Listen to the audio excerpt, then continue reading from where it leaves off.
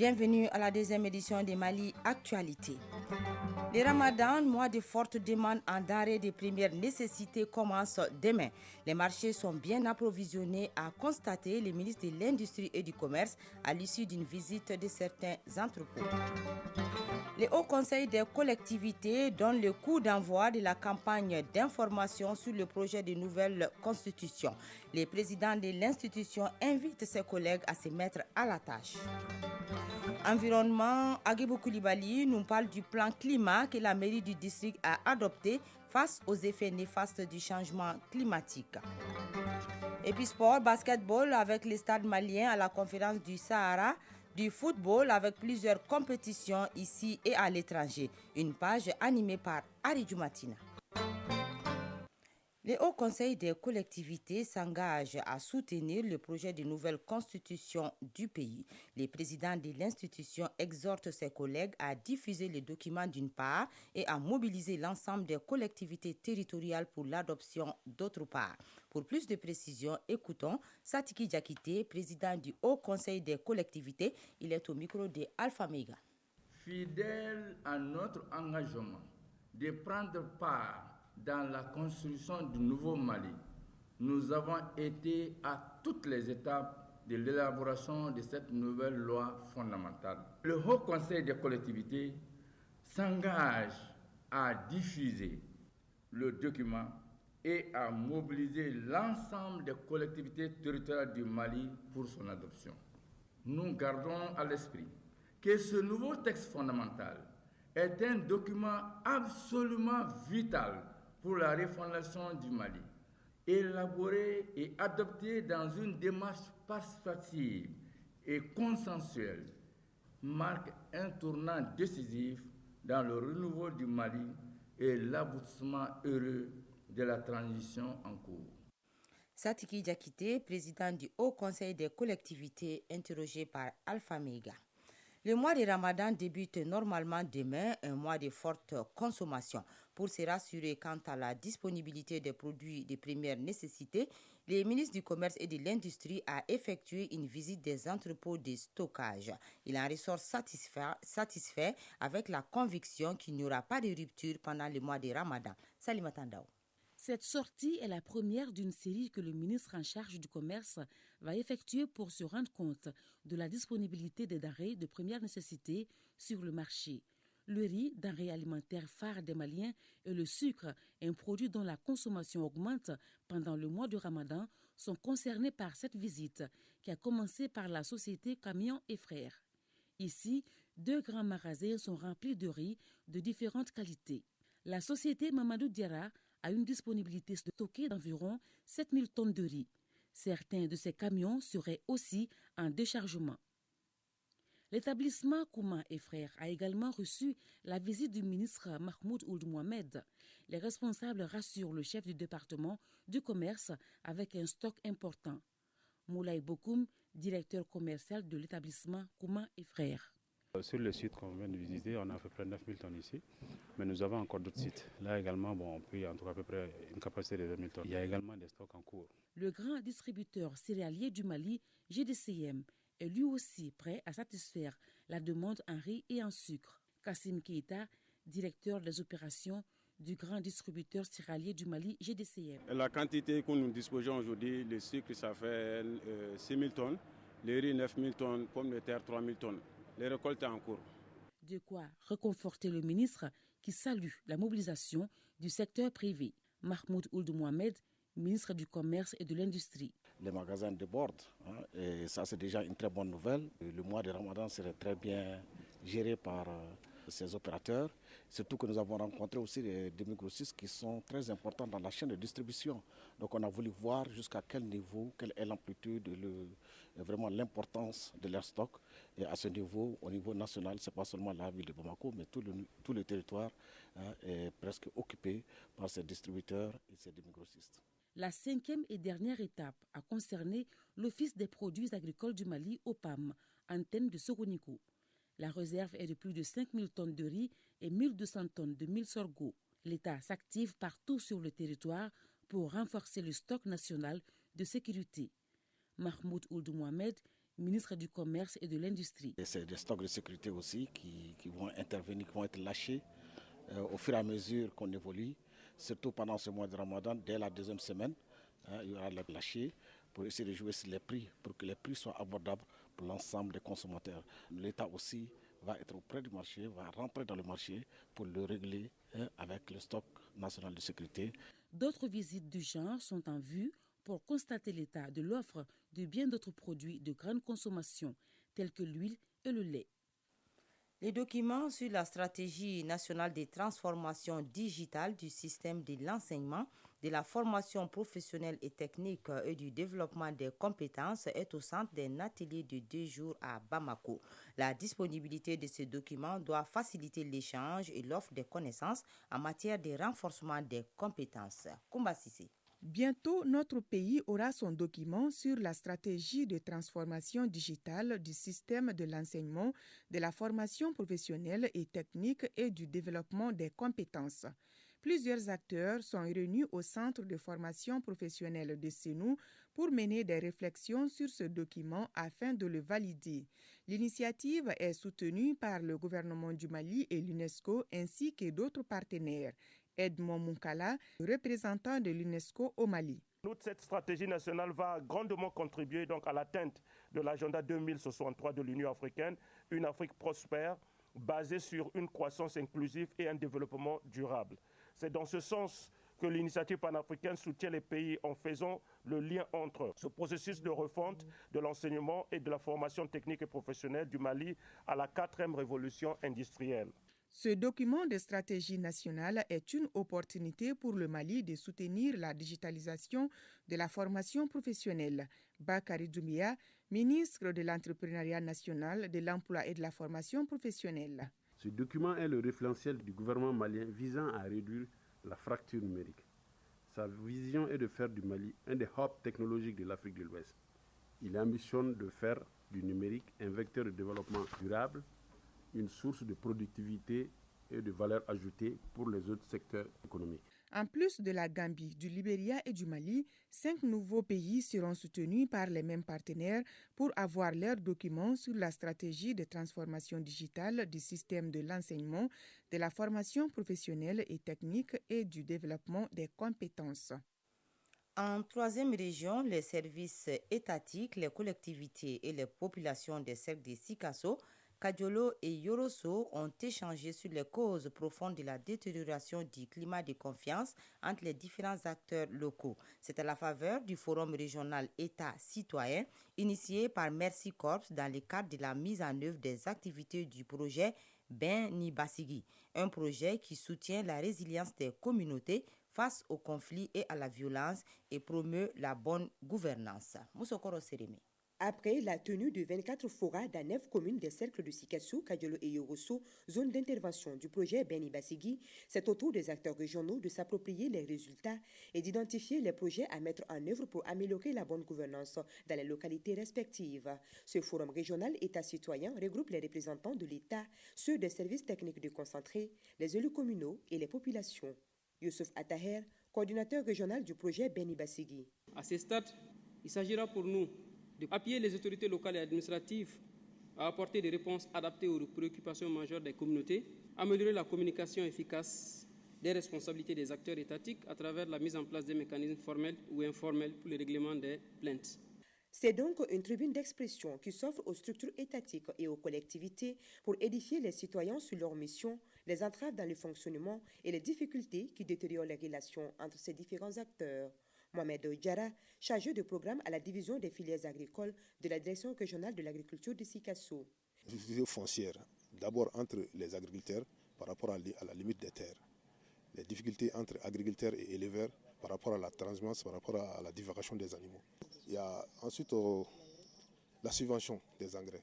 Bernard Koulibaly, directeur du cabinet du gouverneur de la région de Sikasso. Ce forum régional État-citoyen donne de l'intérêt que vous accordez au développement du pays en général et de la région de Sikasso en particulier. Le Forum régional État citoyen de Sikasso s'inscrit dans le cadre des activités du projet Beni Bassigui mis en œuvre par Mercy Corps. Il est financé par l'instrument Paix et Stabilité de la Commission de l'Union européenne. Sikasso, Msokoro Sereme et Amadou Dolo pour le RTM. 13h10 dans ce studio, actualité internationale. En Mauritanie, le procès de l'ancien président Mohamed Ould Abdelaziz a été de nouveau reporté au 6 avril prochain. Il est accusé de corruption, blanchiment et détournement des biens publics. C'est le deuxième report depuis l'ouverture du procès le 25 janvier dernier. Ce nouvel ajournement du procès fait suite au retrait des avocats de l'ancien président des audiences du lundi et mardi. Il conteste notamment l'article 47 de la loi anticorruption qui viole la constitution mauritanienne selon l'un des avocats. Mohamed Ould Abdelaziz a dirigé la Mauritanie de 2008 à 2019. Au Tchad, plus de 400 personnes accusées d'avoir provoqué la mort de l'ancien président Idriss Déby Itno ont été condamnées hier à la prison à vie pour actes de terrorisme, mercenariat, enrôlement d'enfants dans l'armée et atteinte à la vie du chef de l'État. 24 autres personnes avaient été acquittées à l'issue de ces procès qui s'est ouvert le 13 février dernier. Le procès qui s'est tenu à huis clos a été dénoncé comme une mascarade par les membres du FAC, Front pour l'alternance et la concordance au Tchad. Au Maroc, 10 pêcheurs ont trouvé la mort hier lors du naufrage d'un bateau au large des côtes du Sahara occidental. L'annonce a été faite par les autorités locales précisant que 5 côtes marins avaient pu être sauvées. Des opérations de recherche se poursuivent pour retrouver 2 autres pêcheurs portés disparus. Les causes du naufrage ne sont pas encore connues. Selon la météorologie marocaine, la mer était agitée, un peu agitée, le long du littoral atlantique.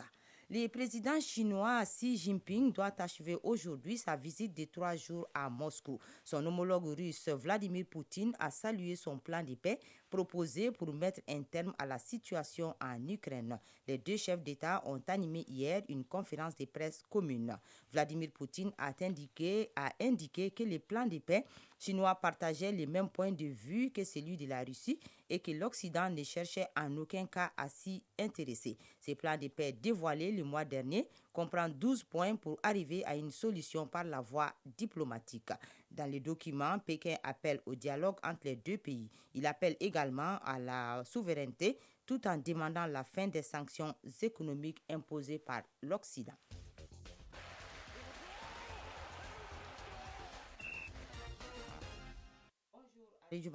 Bonjour Teremba Monikata. Basketball, notre représentant, le stade malien de Bamako, a obtenu sa qualification à la conférence du Sahara pour la phase finale de la balle. Oui, la conférence du Sahara qui s'est jouée à Dakar a été fructueuse pour notre représentant, le stade malien de Bamako, qui a décroché la qualification pour la phase finale de la balle qui aura lieu au Rwanda. Les Blancs de Bamako doivent cet exploit grâce à leur éclatante victoire hier lors de leur 5e match où ils ont battu Abidjan Basketball Club, ABC, par 90-71 en 5 rencontres dans ce tournoi. Le stade malien de Bamako enregistre 3 victoires et 2 défaites. En tout cas, une énorme performance de la part du stade malien de Bamako. Football, l'équipe nationale Espoir joue ce soir contre le Sénégal à Dakar. C'est au compte du match aller du dernier tour éliminatoire de la CAN des moins de 23 ans. C'est une double confrontation décisive en vue de la qualification pour la prochaine phase finale de la Coupe d'Afrique des Nations des moins de 23 ans prévue au Maroc. Pour ce dernier tour, le Mali affronte le Sénégal. Le match aller ce soir à 19h à Dakar au stade Abdoulaye Wade à Diamniadio. Les Aigles Espoirs sont sur place depuis quelques jours. Hier, ils ont fait la reconnaissance du terrain. La rencontre retour est prévue à Bamako le 28 mars prochain. Pour espérer participer aux Jeux Olympiques à Paris, il faudra d'abord se qualifier pour la CAN U23. Les Aigles, eux, recevront vendredi la Gambie dans le cadre de la 3e journée des éliminatoires de la CAN Côte d'Ivoire 2024. Les Aigles sont en regroupement et mesurent l'enjeu de la rencontre. Oui, l'équipe Fagnon accueille ce vendredi les Scorpions de la Gambie au compte de la 3e journée des éliminatoires de la CAN Côte d'Ivoire 2024. Le sélectionneur Eric Sekuchel et son groupe ont commencé la préparation depuis lundi. Le groupe Aigle au complet a le moral au beau fixe et entend tout mettre en œuvre pour gagner à domicile ce vendredi. À cet effet, écoutons le milieu de terrain des Aigles, Néné Dorgiles. On va essayer de faire une bonne préparation pour pouvoir aller chercher les 3 points. On essaie de rester concentré Voilà. Et on attend le jour J. Oui, on espère que toute l'équipe sera très bien. Voilà, donc on va donner le meilleur de nous-mêmes. Je tiens à remercier tous les supporters. Merci encore d'être derrière nous et de continuer à nous pousser. Inch'Allah, on fera des grands choses ensemble.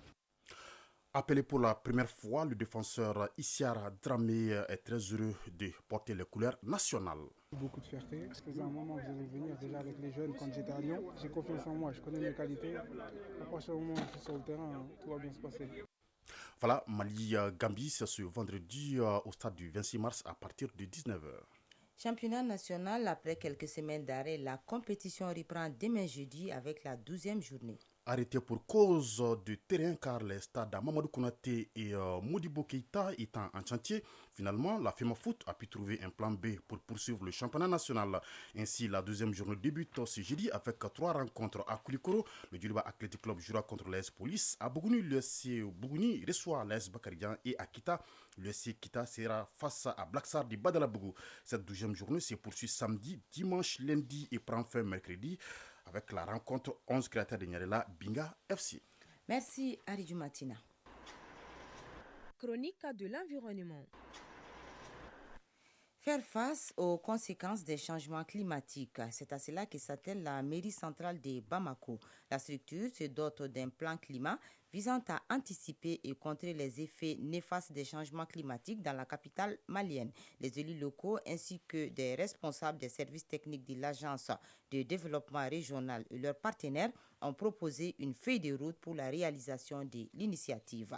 La chronique de l'environnement, une réalisation de Agibou Koulibaly. L'urbanisation rapide de la ville de Bamako pose des défis majeurs aux collectivités. Parmi eux, le changement climatique qui représente l'une des principales menaces pour un développement urbain durable. Les émissions des gaz à effet de serre varient selon les villes. Ces gaz ont toujours un impact négatif sur les populations. Occasion pour le district de Bamako d'adhérer à la Convention des maires d'Afrique subsaharienne, une façon de s'engager volontairement à mettre en œuvre des actions climatiques et énergétiques à travers un plan climat. Mahamadou Wadidje, directeur général de l'Agence de développement régional. Compte tenu des effets néfastes du changement climatique, il y a certaines villes qui ont conscience de cette situation, décident de se doter d'un plan climat. Et le plan climat n'est rien d'autre qu'un ensemble de dispositifs mis en place pour pouvoir parer à une situation qui risque d'être un danger demain. Avec ce plan climat, il s'agit pour la mairie du district de Bamako de doter la ville d'une politique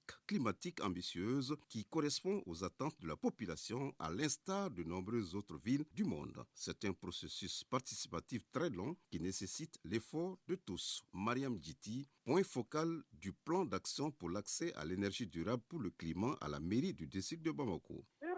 Énergie, nous sommes intéressés parce que nous sommes confrontés à beaucoup de difficultés par rapport à la gestion de l'énergie, même dans les locaux du district de Bamako. Il y a le problème d'eau potable dans le district de Bamako. Maintenant, par rapport à la gestion des déchets, tout le monde sait que Bamako est sale et nous sommes tous interpellés. Et le plan climat a un point toujours sur la gestion des déchets. La gestion des déchets nous revient d'abord parce que si on rend propre notre famille, notre devanture, la ville sera propre. J'interpelle les femmes pour. Le plan climat est déjà élaboré, il sera présenté au comité de pilotage pour sa validation. Il permettra aussi la création d'emplois pour les jeunes à travers 3 piliers. Mahamadou Wadidje, directeur général de l'Agence de développement régional. Nous croyons vivement à ce que ce plan pourra apporter les changements souhaités. Mais cela ne peut se faire qu'avec l'acceptation de la population, qui, à notre avis, ne peut pas adhérer parce que c'est cette même population qui a proposé les différentes actions. Mais ça a besoin aussi des moyens, et ces moyens, malheureusement, la mairie n'a pas forcément tous les moyens. Donc, c'est des moyens qui peuvent être aussi porteurs de projets créateurs d'emplois. Et pas n'importe quel emploi, c'est ce qu'on appelle les emplois verts. Donc, aujourd'hui, beaucoup de personnes peuvent trouver des idées pour dire, tiens, ça, je peux le faire à peu de frais et créer une activité noble. Et nous pensons que la finalisation du plan est une étape, mais sa mise en œuvre, c'est pour tout le monde. Ce plan climat est une initiative démarrée par l'Union européenne pour soutenir les villes d'Afrique subsaharienne dans leurs efforts de lutte contre les changements climatiques et l'accès à l'énergie durable en vue de préparer le district de Bamako face aux dangers des changements climatiques. Merci Agibou Koulibaly et c'est ce qui met fin à cette édition présentée par Tenemba Monikata, mise en onde assurée par Bintou Traoré, mise en ligne par Marcel Tessogué sous la supervision de Tamsir Diabaté. Réalisation Dossé Babadjara, coordination Ousmane Dao. Merci à vous de nous avoir suivis.